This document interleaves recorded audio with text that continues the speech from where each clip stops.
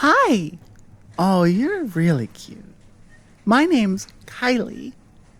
It's nice to meet you. Well, I mean, I had this whole pre-scripted thing, 'cause I was nervous. And then I got here and kind of forgot it all. So, not really sure where to go from here. Um, well, I know you've been working here for a while, and I've come in, I mean, pretty often. It is a grocery store, and I kind of need food, right? So I've come in a lot, and I've seen you here, and I've wanted to talk to you, and I kept getting really nervous, and then not, and so I scripted this whole thing, and then I saw you and forgot it again. Okay, but you don't understand though. When I get nervous, it's hard to think, and God, you're so cute. Even just looking at you makes me feel nervous. And this is weird because I'm not used to that because because I haven't met someone as freaking cute as you before. How is that so weird? Wait, hold on a minute. No, no. It's not weird, and I'm not messing with you. If look at my forehead right now. If I was messing with you, would I be sweating this much? I am nervous. Okay, maybe you don't believe me because you don't think it's possible that someone could be looking at you and talking to you and feeling nervous, but I am. I am, and you see what I mean? I can't even think straight. Have you never seen someone that was just so drop dead gorgeous? Your brain had like the computer blue screen of death, and you just like could feel it shut down and have to restart. Yeah, that's you. That's you. Wow. Oh my God, I said that. That was one of the things I planned to say, and now I said it. Haha. Shit, I still feel nervous. Yes, there is. What if you said no? What if you say no? Because you still haven't. I guess no wouldn't make sense in this conversation, but what if you said, go the heck away from me, you crazy psycho? I would be devastating. To work up all this courage and write down a script that I ended up forgetting and practice the script before I forgot it for a lot of times. A whole lot of times. But that's not what's important. What's important is you haven't told me to go away yet, which at least means you're not going to be mean about it. Well, great. Okay. So, I don't know. I didn't think I'd get this far. What's the next step usually? You're working right now, right? And I can't eat up too much of your time. So when is your shift over? Oh, that's a long time. Well, it's just I'm borrowing my sister's car, and she kind of needs it back so she can get to work. And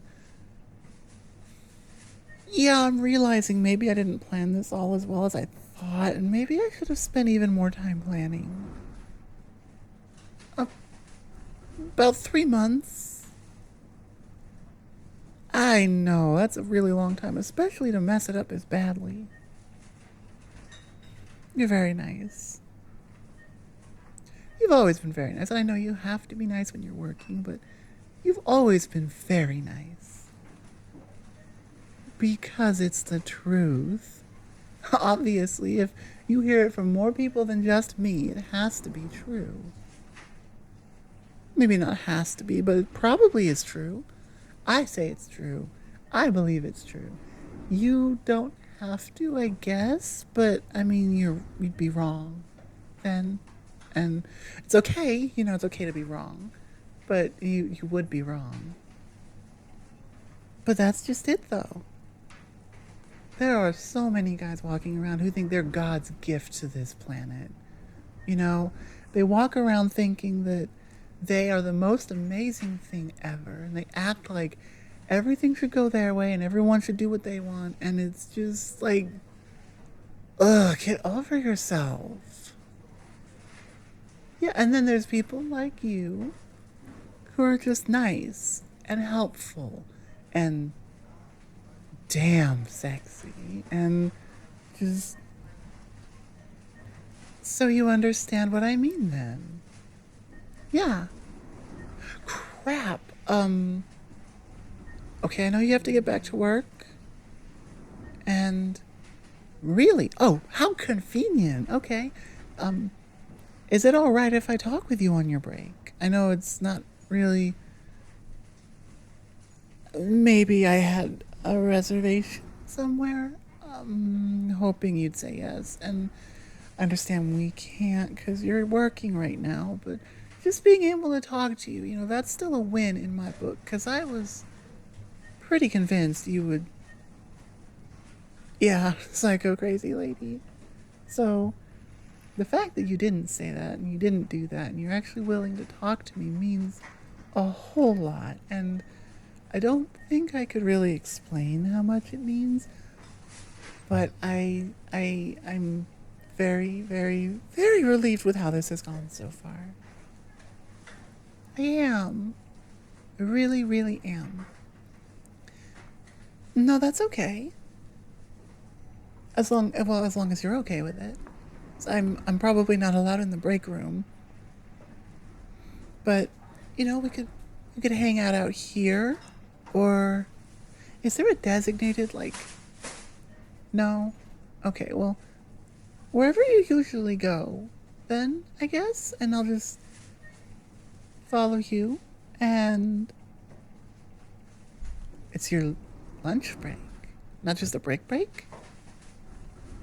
Well, I thought you just started. Why is it your lunch break already?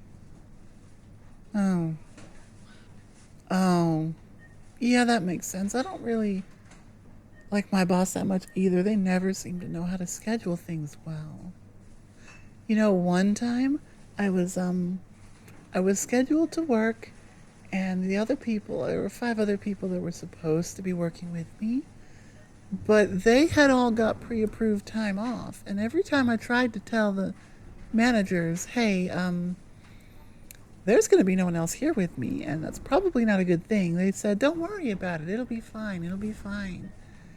And then, I kept bringing it up because nothing was changing on the schedule, and I got written up and told to stop or I'd be fired because they didn't like all of the complaining I was doing, which is just ridiculous. I mean, really.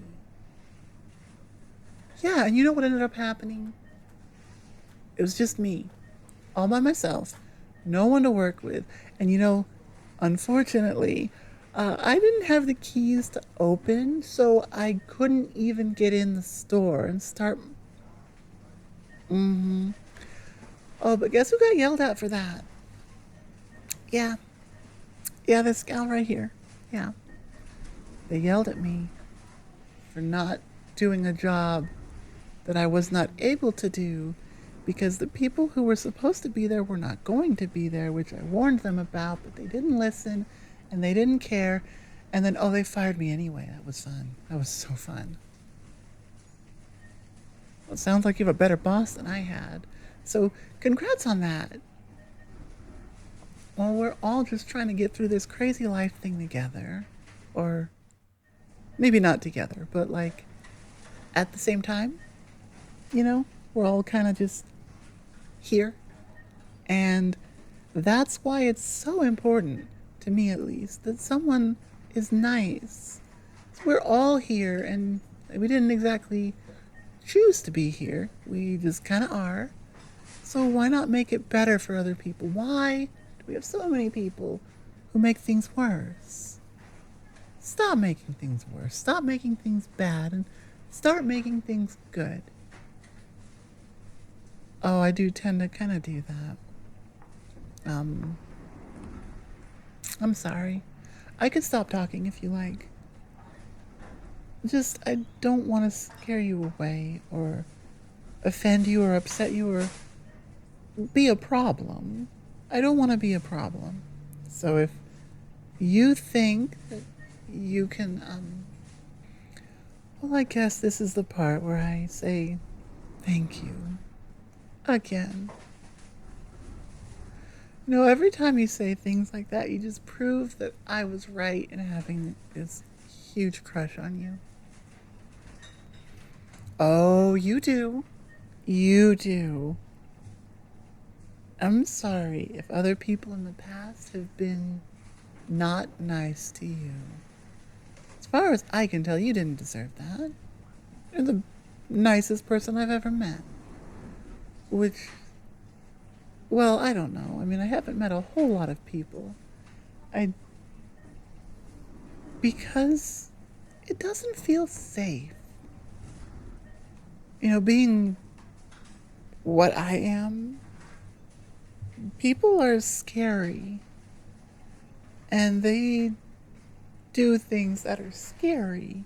And I don't like scary.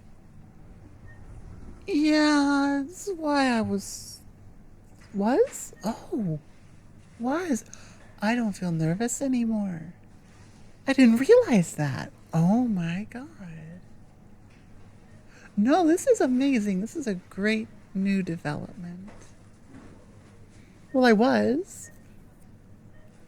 I was super nervous.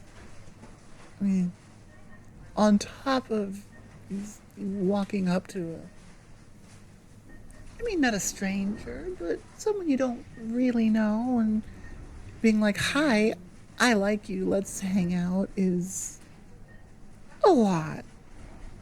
And on top of that, you know, you're human and I'm not human, and there's all of this history between, you know, my people and your people, and it's complicated and confusing and convoluted and all kinds of other words that I can't think of right now that mean the same thing. So I don't know why I'd even want to say them, because I already said similar.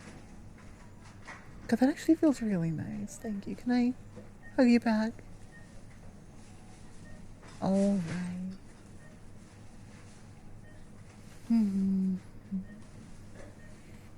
Well, wait a second.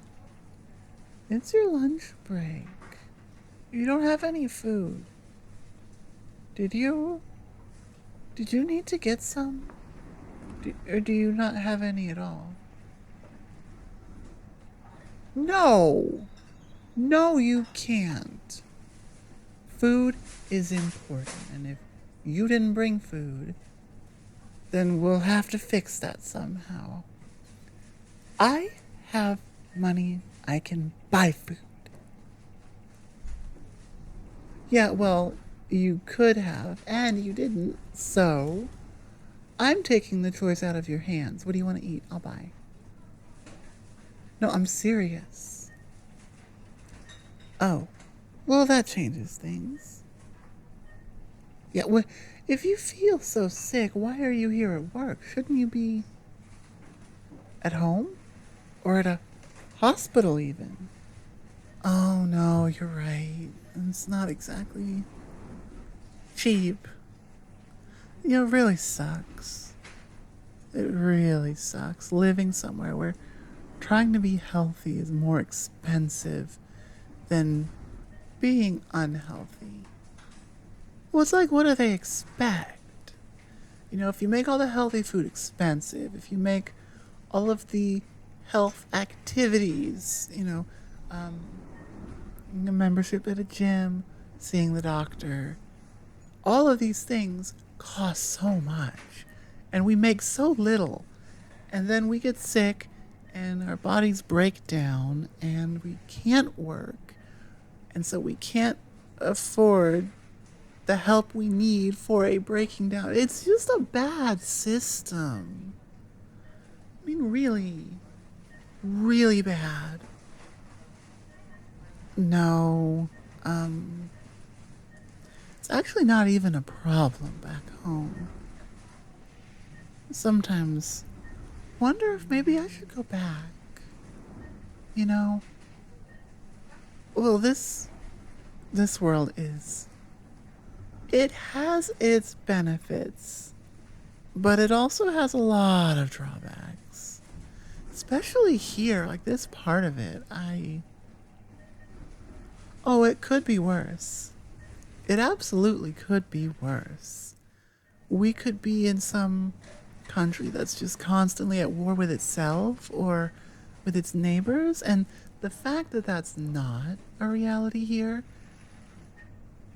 is really beneficial, and I think it's at least important to acknowledge that. But that doesn't excuse all of the other shortcomings that they have. Well, for starters, you. Someone as amazing as you working this job, I mean, really? You are too kind and smart and funny to be working somewhere like this. No! Oh my god, I'm sorry. No, I didn't mean it like that. No. I just mean you deserve better. And it isn't right that you don't have better. Does that make sense? Well, because I mean it. I really do.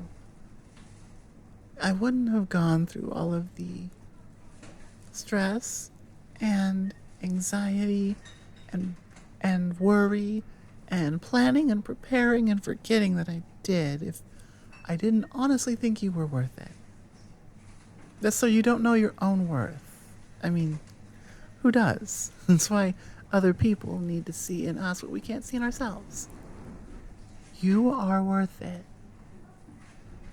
You gave me that really comforting hug when I was kind of stressing out. No, I don't mean today. I mean the first time I met you. And I was in the store and I was just doing my shopping and everything got to be a little bit too much. And so I was freaking out like kind of a lot, and you were working that day, and I remember this very well. You were working that day and I was freaking out, and you walked over to me, and I didn't see you walk over to me because I was too focused in, my freaking out. But you walked over and you asked me if everything was okay, and you gave me this hug, and you were so warm and so comfortable, and you smelled so good, and I didn't forget that. And 3 months and 2 weeks and 4 days ago. But who's counting? What matters is that I'm talking to you and spending time with you. I have an idea, and you might say no, which I very much understand if you do, but you might say yes. And if you do say yes, well, I would like you to say yes, and I think you would like to say yes too. I know you're supposed to be on shift, but you're not feeling good. You said so yourself. So, I've got a car and keys, and you've got a shit boss that you don't want to work for anymore. Why don't we just leave? Okay, right, yeah. And those are all real and valid reasons, but this place sucks. You don't want to be here. So why not just go? I don't mean that. I mean, why don't I take you back to my home? No, not my apartment, not my house, my home. The place I'm from, the place my people are from. Where all of this nonsense is just not a worry. I can show you. I can show you exactly how to get there. But I do need you to trust me in order for that to work. And you can't just tell me you trust me. You have to actually trust me. So, if you have any hesitation about getting the hell out of here and never coming back, you don't even have to admit it to me. It won't work if you do. So, okay, in that case, close your eyes. You said you trust me. So, close your eyes. I won't do anything you would not like. Okay? No thievery, no sneakery? That doesn't sound right. Whatever. No tricks. Just close your eyes. There you go. Ready? Mwah. See, because I wasn't gonna do anything. So, you trust me? Well then, come with me if you really want to live your life. Hello everyone, Star here, and thank you for listening to this video, audio, vadio kind of thing. Alright, so I have not been posting as frequently as I was lately, and although I'm pretty sure everyone's going to be like, don't apologize, life happens, we get it, still I feel bad for not meeting the schedule that I created, which is bizarre. Being your own boss is really weird because there's no one being like, hey, did you get that video done yet? Well, you need to get on it, you lazy bum. But also, there is, only that voice is inside my head. And sometimes a lot meaner. Like, oh my god, the things inside my head, whew, they are not gonna be published here ever, because they're mean. Even my, quote, mean audios don't get as mean as the... Ooh, I like that I just thought of right now. The dark star in my head. Yeah, that's what we're gonna go with. Dark star is mean. But, fortunately, audio star, at least in this case, was not. And this is different from my usual kind of thing. So, I'm not sure how well it's gonna be received, but I'm hoping it does at least decent because it was fun. It's not often I play a character who's nervous or who's doing something like really out of their comfort zone, really scary. It's not really my channel, my brand, if you will. But it's still fun. It's still fun to do a different character, to do a different spin on things, to do, hey, I met you at the supermarket and you're cute, rather than I orc capture you, you listen now, kind of. If that, that probably makes sense, but I mean, maybe it doesn't, but hopefully it does. Now, I am distracting myself in my own outro because I tend to do that all the time.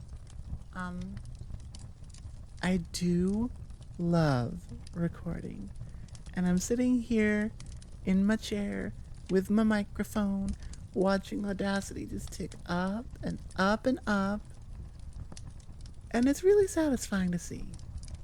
You know, that feeling of I got something done, I got something accomplished. Because even if this doesn't end up being a super long audio, which, I don't know, I think by, like, community standards, mine are on the longer side of things, and I do kind of take pride in that, almost. I don't know. Is that weird? I don't think it's weird, but it sounds weird to say it. This is probably a callback to me growing up Mormon. Because we didn't learn about the 7 deadly sins. That's more of a Catholic thing, but we did learn pride. It's very bad. It's very bad, okay? And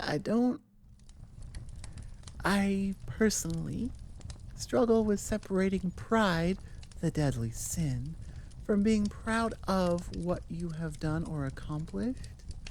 Like in my brain, the two are very tangled up, almost like a cord to your computer that you put in the backpack, and then you pull it out, and somehow the cable gremlin's got a hold of it, and it's like a Boy Scout was practicing knots on your cable somehow, kind of like that. Like it's all mixed up and conjoined and stuck.